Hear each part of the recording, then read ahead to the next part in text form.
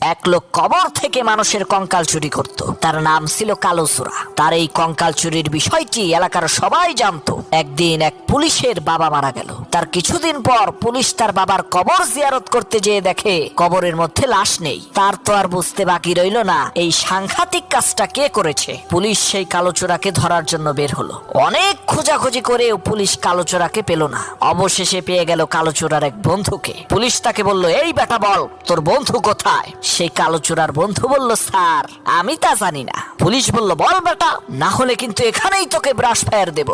এরপর এমন কিছু হয়েছিল সেটা দেখার পর আপনারাও তার আগে এই বক্সের ভেতর পৃথিবীর সবচেয়ে সুন্দর একটি ছবি আছে, সেটা দেখার জন্য ভিডিওতে লাইক করে চ্যানেলটি সাবস্ক্রাইব করে দিয়েছেন। তো এই দেখেন, যারা এই ছবিটিকে সুন্দর মনে করেন শুধু তারাই এই ভিডিওটিতে লাইক করে চ্যানেলটি সাবস্ক্রাইব করে কমেন্টে আল্লাহর নামটি লিখে যাবেন। আপনি অবশ্যই করে দিয়েছেন। তো লোকটা বাধ্য হয়ে বলল, স্যার আমি বলছি আপনি এই রাস্তা দিয়ে সোজা যাবেন। যাওয়ার পরে